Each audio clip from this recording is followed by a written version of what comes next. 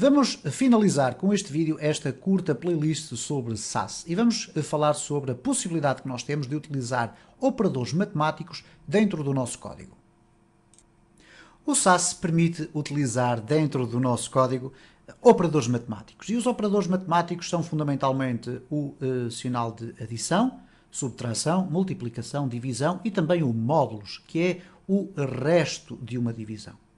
Ora, para que é que nós temos a necessidade de utilizar este mecanismo? Bom, de facto, em algumas circunstâncias pode ser extremamente interessante utilizarmos a possibilidade de nós usarmos operadores matemáticos.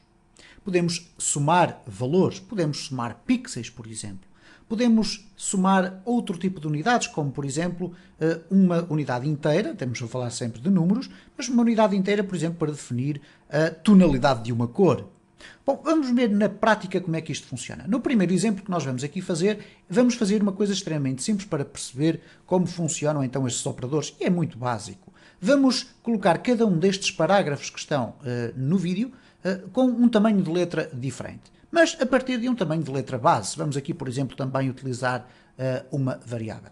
Então, vamos aqui regressar ao código. O que nós vamos fazer aqui é o seguinte: nós temos aqui três classes P1, P2 e P3, cada uma para cada parágrafo, e aqui no nosso fecheiro de SAS nós vamos definir aqui o tamanho base. Para definirmos o tamanho base, nós podemos defini-lo como uma variável, okay? Que vamos chamar aqui de T. E T vai ser igual a 1em. Okay? Se nós agora colocarmos aqui ponto .p1 e colocarmos a expressão font size, nós vamos poder dizer que font size é igual a T. Ora, no caso agora de querermos fazer o P2 com uma letra ligeiramente maior, o que nós vamos tentar fazer aqui é o seguinte: é dizer que font size é igual a T, e T é do tipo EM, mais .5 EM. Ora, o que é que isto irá significar? Bom, se nós fizermos a matemática é muito simples. Temos ali 1 EM, aqui iremos ter 1 EM mais 0.5 EM, será 1.5. Ora, o que é que nós vamos agora ter a oportunidade de verificar quando passarmos para o CSS? É que, de facto, essa operação foi feita e o que nós temos aqui no CSS puro é, de facto, o valor final. Portanto, isto é muito interessante pelo facto de nós agora podermos aqui alterar o P3 e colocarmos este igual a mais 2em. O que quer dizer 1 mais 2 vai dar 3.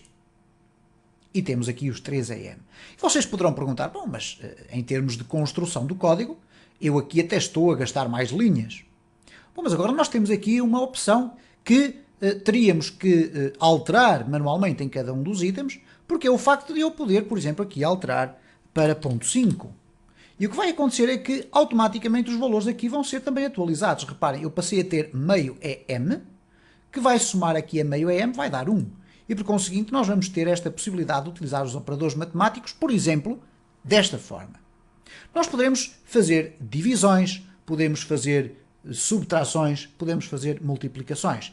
E para não estarmos a perder muito tempo com exemplificações, claro que facilmente vocês poderão perceber qual é a extensão da utilidade deste tipo de mecanismos. Cada um depois vai utilizar este mecanismo à sua vontade.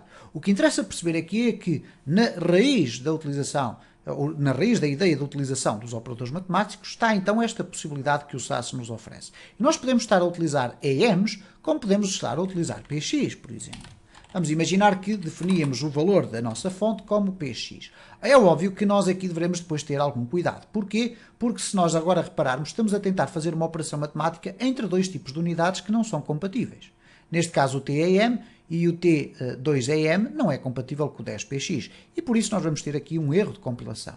Daí que o código fique todo aqui comentado. Porquê? Para simplesmente não ir afetar a forma como a nossa página é renderizada no seu aspecto visual.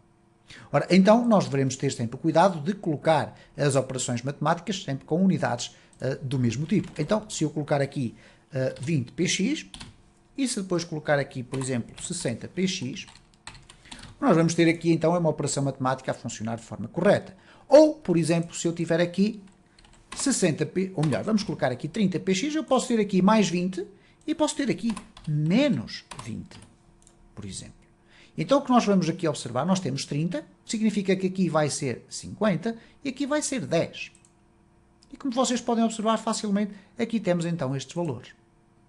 Se nós agora formos refrescar aqui, obviamente que vamos ter os parágrafos com dimensões diferentes.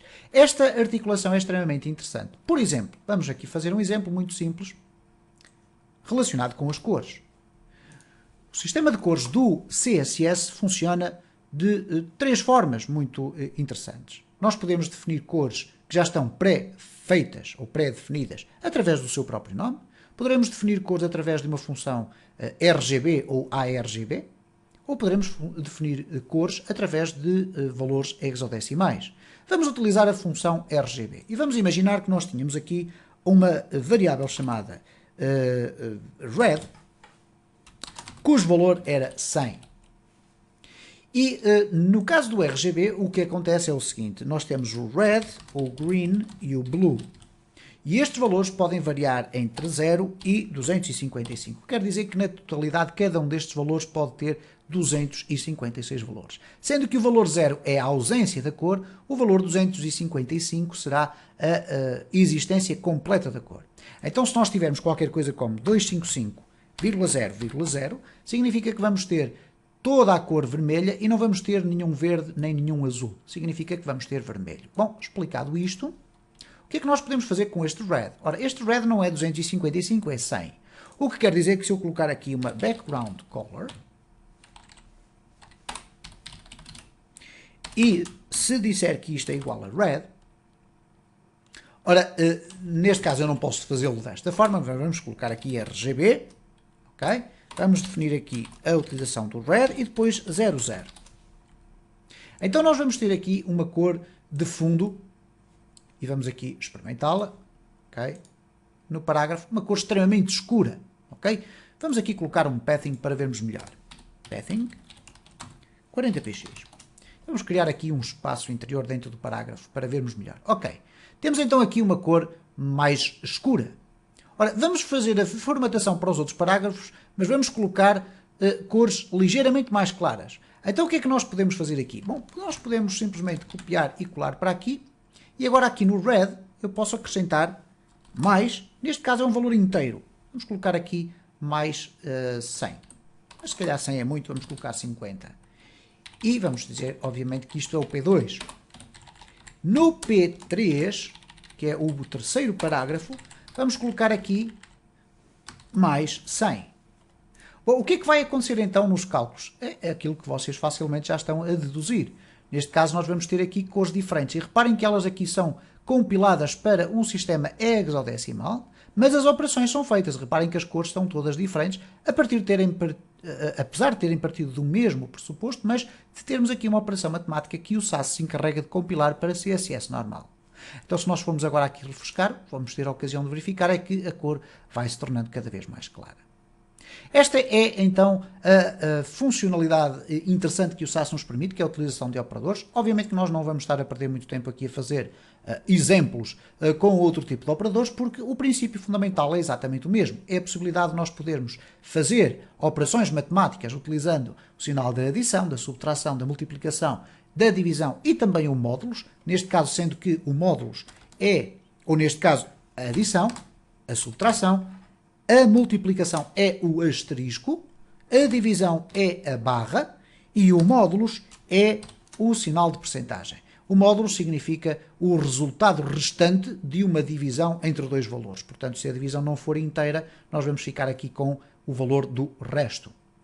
Ok?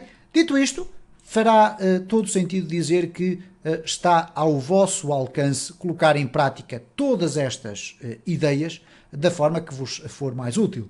Porque uma das realidades do CSS é que é quase ilimitado em termos de criatividade. O que quer dizer que nós podemos utilizar este tipo de mecanismos para dar aso à nossa criatividade no sentido de elaborar uma apresentação estética muito mais interessante para as nossas aplicações. Este é também o último vídeo desta curta série sobre SAS, onde o principal objetivo não foi explorar o SAS de uma forma extremamente aprofundada, mas mostrar-vos os conceitos básicos de utilização do SAS, para que agora, até de uma forma articulada colocando em prática a utilização de todos estes conceitos, vocês possam construir um CSS mais estruturado e depois deixar que seja o SASS, o seu pré-compilador, a fazer a parte da transformação de toda a vossa estrutura mais bem organizada para um fecheiro CSS que possa ser interpretado corretamente por qualquer browser.